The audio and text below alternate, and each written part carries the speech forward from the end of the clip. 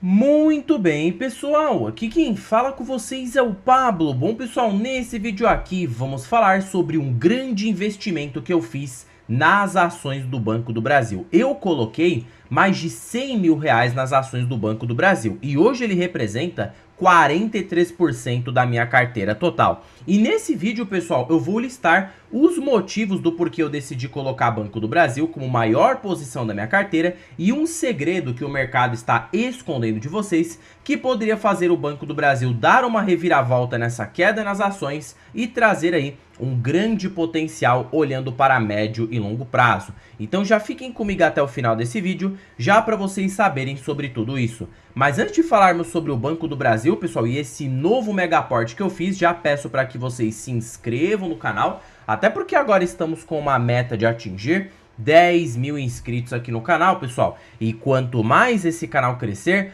mais eu posso proporcionar o conteúdo de qualidade para vocês, porque meu principal objetivo neste canal é fazer com que vocês atinjam a tão sonhada liberdade financeira. Então, pessoal, em contrapartida, vamos se inscrever no canal, compartilhem esse vídeo, deixem nos comentários sugestões e macetem o dedo no like, porque ajuda muito no engajamento. Quanto mais likes esse vídeo tiver, mais eu consigo perceber que vocês estão gostando do conteúdo e eu posso trazer tópicos relacionados aqui para vocês, tá bom? Sem mais enrolação, pessoal, vamos de fato aqui para o que interessa. O Banco do Brasil, ele é a minha maior posição da carteira do canal. E claro que esse aporte de 100 mil reais que eu realizei não foi feito de uma vez, tá, pessoal? Ele foi feito gradativamente nas ações do Banco do Brasil. Porque desde quando eu comecei essa carteira aqui, ó, a gente percebe que hoje tem aí mais de 200 mil investidos. Olha só quando eu comecei a investir. Lá no ano de 2022, foi quando eu comecei a fazer aportes aí gradativos na carteira do canal. Perceba que desde essa época eu obtive um crescimento bastante interessante, tá? Saindo ali de um patrimônio na faixa de 9 a 10 mil para esta faixa de 200 a 210 mil. Então um crescimento de 158% no patrimônio, englobando uma rentabilidade de mais de 20% ao ano no período, tá? E claro que isso aqui, o grande propulsor dessa carteira foram as ações do Banco do Brasil, porque o Banco do Brasil foi a minha primeira ação, até por isso que ele é a primeira maior posição da carteira do canal. As outras, Itaú, BR Partners, BB Seguridade e outras aqui vieram depois, tá? O Itaú principalmente veio mais este ano, mas o Banco do Brasil já estou acumulando há bastante tempo. Não compro já faz um tempo, porque meus últimos aportes foram ali no início de 2025, mas ainda é sim uma posição expressiva e ela engloba mais de 100 mil reais, porque se eu pegar aqui, ó, o meu preço médio atual de R$ 24,46, claro que meu preço médio ajustado por dividendos, ele fica abaixo disso, mas a gente vai considerar o preço médio que está em tela mesmo. Se eu multiplicar pelo meu número de ações, 4.138 ações do banco, eu possuo aí mais de 100 mil reais aplicados nas ações do Banco do Brasil. Historicamente, pessoal, o Banco do Brasil foi um banco muito bom pagador de dividendos. E um dos motivos, o primeiro motivo, né, de por que eu coloquei Banco do Brasil como a minha maior posição, é que mesmo nos períodos turbulentos, ele é um excelente pagador de dividendos, ou seja, mesmo em crise, mesmo passando por um cenário complicado, que o Banco do Brasil, pessoal, por mais que ele seja um banco de qualidade, com ROI médio na faixa de 15 a 16% ao ano, no longo prazo, ele sofre sim,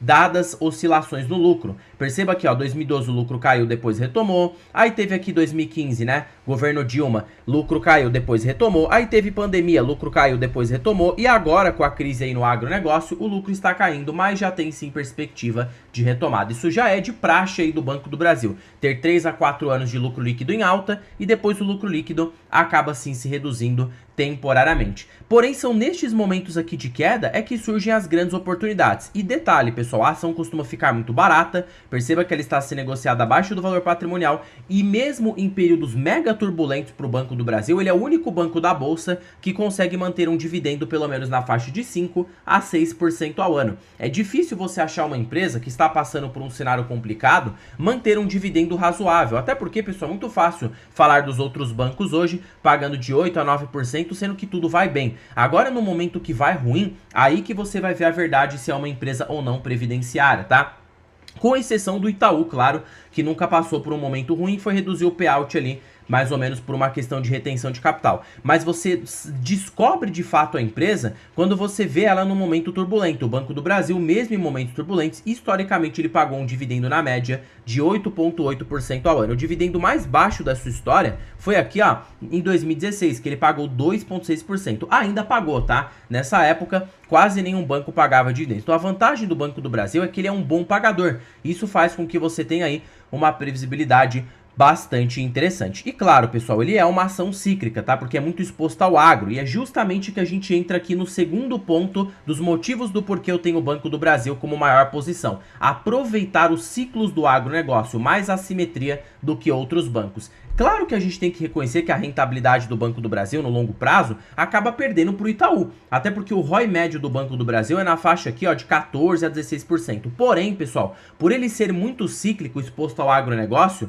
ele nos proporciona mais oportunidades, tá, de comprar barato, que pode fazer com que a gente tenha uma rentabilidade mais expressiva no longo prazo. Não é à toa que mesmo o Itaú sendo superior, se a gente pega ali, ó, numa lupa de mais ou menos 25 anos, o Banco do Brasil deu mais rentabilidade do que o Itaú, justamente por conta desses ciclos que acontecem de baixa e você consegue comprar o banco em um patamar de preço mais baixo. A prova viva disso é esse estudo aqui que eu tenho para compartilhar de Banco do Brasil para vocês. Abrindo aqui o Word, ó, a gente percebe, pessoal, que o Banco do Brasil, em períodos de volatilidade extrema, 2016, 2004, olha a alta que ele teve na cotação na retomada, 1.500% de valorização, 300% de valorização, e o banco ele é muito sensível à Selic, então quando a Selic cai, o agronegócio melhora, gera um efeito dominó, vê uma melhoria expressiva para o Banco do Brasil, e aparentemente esse cenário está se repetindo novamente. Os múltiplos hoje do Banco do Brasil de preço sobre earning, a gente vê que está muito parecido com o de 2016 e 2004. Se a gente tiver um ciclo de retomada na taxa Selic para baixo, o agro voltando a reagir de uma maneira mais expressiva, o Banco do Brasil sim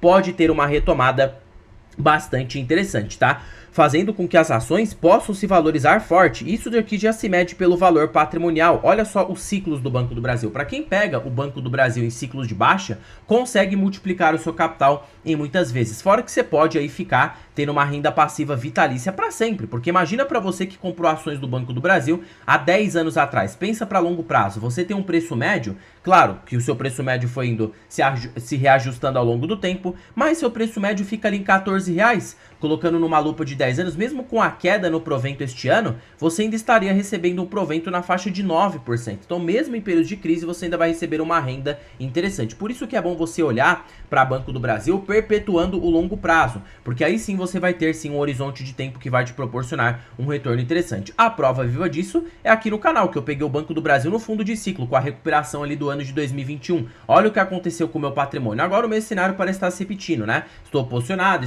sigo aí fortemente posicionado em Banco do Brasil, então posso sim estar preparado para aproveitar esse retorno de ciclo. O terceiro ponto, pessoal, que me faz ter uma exposição mais elevada no Banco do Brasil é porque ele é mais barato historicamente do que os outros bancos. Por ele ser uma estatal, para quem não sabe, tá? Até no próprio RI você consegue verificar isso. Indo aqui na parte de composição acionária, o Banco do Brasil, pessoal, ele está nas mãos do governo federal. Por mais que ele seja um banco de economia mista, mais de 50% das ações estão nas mãos do governo. Então ele é sim uma estatal, tá? Fazendo com que tecnicamente o Banco do Brasil seja mais barato, porque o mercado tende a pagar múltiplos mais baixos para as estatais na bolsa. Então empresas estatais vão negociar naturalmente a um PL e preço sobre valor patrimonial mais baixo. A prova viva disso é se você pegar os pares privados, Itaú, Bradesco e Santander, eles negociam na sua média facilmente acima de 8 a 7 vezes. O Banco do Brasil não. Se você pegar aqui mesmo com a queda no resultado, pegando esse valor de mercado atual do banco e dividindo pelo lucro projetivo na faixa de 20 bilhões, nós temos um PL de 6, então perceba que fica mais baixo do que os pares privados. E com uma recuperação, o PL pode ficar ainda menor. Isso traz uma vantagem de assimetria para o investidor. Por quê? Muitos vão falar agora, ué, Pablo, se é uma estatal, o mercado sempre vai deixar precificado como múltiplo estatal. Não necessariamente, porque quando a gente tem uma queda na Selic e o mercado entra num bull market como um todo, a bolsa começa a se valorizar, o capital estrangeiro volta aqui para o Brasil, o mercado se esquece de que a estatal é estatal e acaba precificando o Banco do Brasil por pares privados. A prova viva disso é nesse estudo que eu compartilhei para vocês. Olha só quanto que o Banco do Brasil chegou a ser precificado em 2006, em 3 vezes valor patrimonial. Então, em alguns períodos, ele vai ser cotado por múltiplos de empresa privada. Consequentemente, você aproveita dessa assimetria do banco ser mais barato, você tem um ganho de capital maior, fora também uma renda passiva maior, né? Porque se a ação fica mais barata, você consegue receber uma renda passiva mais elevada. Então, esse é um dos motivos do porquê que eu fiz essa grande aí aposta, que eu falo investimento, né,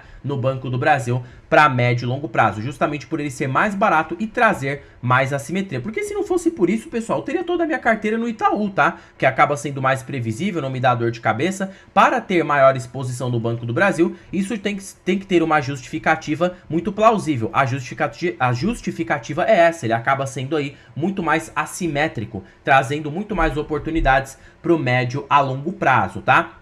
E o último motivo é a proteção estatal. Como assim, Pablo? Proteção estatal? Do que raios você está falando? Pessoal, tecnicamente, tá? Uma empresa estatal, você vai ver só pelo ponto de desvantagem. Ah, o governo acaba fazendo interferência política, ferra com tudo, piora o lucro líquido. Mas, pessoal, também tem o lado positivo, porque tudo tem um ponto bom e um ponto ruim. Empresa privada, qual que é o ponto bom? O ponto bom é que a gestão nunca vai fazer besteira. Mas o ponto ruim é que se a gestão errar a mão, depende inteiramente da própria empresa para ela se recuperar. Já em estatal, não, tudo bem. Em estatal a gente tem uma volatilidade maior de resultado, uma dificuldade muito mais expressiva, mas sabe qual que é a vantagem de você se investir numa estatal? É que independente do cenário, o governo vai sempre salvar. O Banco do Brasil já passou por vários momentos turbulentos, Petrobras a mesma coisa, e adivinha quem salvou? O governo. A essa crise atual, o governo já anunciou uma MP 1314 para aliviar a inadimplência no agro. No ano de 1994, o Banco do Brasil chegou a quase quebrar, tá? O que o governo fez? Fez uma subscrição, um aporte de capital no Banco do Brasil para que ele não quebre. Então a vantagem de estatais é essa aqui no Brasil, é que nunca vão quebrar porque o governo sempre vai injetar capital para que essas empresas continuem operando minimamente, tá? Não significa que vão ser ultra lucrativas, e são ultra lucrativas, porque o governo quer fomentar, basicamente ali, a balança, ele quer fomentar, né, consequentemente o déficit orçamentário. Então o governo precisa das estatais para preencher os cofres públicos. Agora, o ponto positivo de tudo isso aqui é que num momento de dificuldade, o governo vai sempre salvar o Banco do Brasil e as estatais. Então tem sim vantagens